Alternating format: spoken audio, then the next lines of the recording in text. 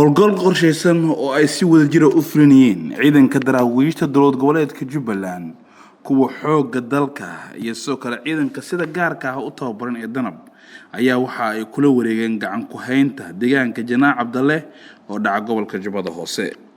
Janaac Cabdalle ayaa bar muhiim u ahayd isu socodka maleeshiyada argagixisada Al-Shabaab ee deegaanada koonfurta iyo waqooyiga Jubbooyinka. soo kale waxay ahayd goobta ay lacagta ugu badan kaga qaataan gaadiidka iyo shacabka u kala gooshaya degmooyinka Kismaayo iyo Afmadow.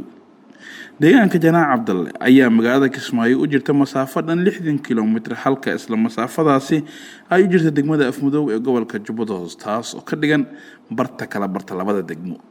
ciidamada daraawiishta Jubbaland iyo kuwa xoogga dalka ayaa ku guda jira sidii dadka shacabka ah ay nabad ugu noolaan lahaayeen halkaasi. waxaana ciidanka ay ka howlgalayaan sidii la isugu furi lahaa wadooyinka isku xira labada degme ee Afmadow iyo Kismaayo.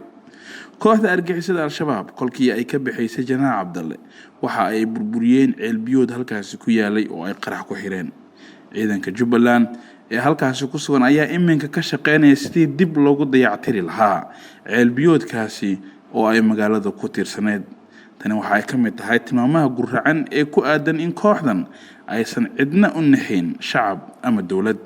arrintan dhacdadan ceelbiyoodka ayaa waxa dadka deegaanka ay aad uga xumaadeen waxana ay sheegeen inay tahay cadaawad gaamurtay oo ku dugan kooxda argagixisada Al-Shabaab taas oo ay u qabaan qof walba oo Soomaali ah. ciidamada ayaa intii ay howlgalka wadeen waxa ay wadada isku xirta Kismaayo iyo Janaac Cabdalle ka saareen in ka badan 20 miino oo dhagarqabayaasha argagixisada Al-Shabaab ay wadooyinka geliyeen kuwaas oo ay doonayeen inay ku dhibaateeyaan dadka shacabka ee gaadiidka isticmaalaya.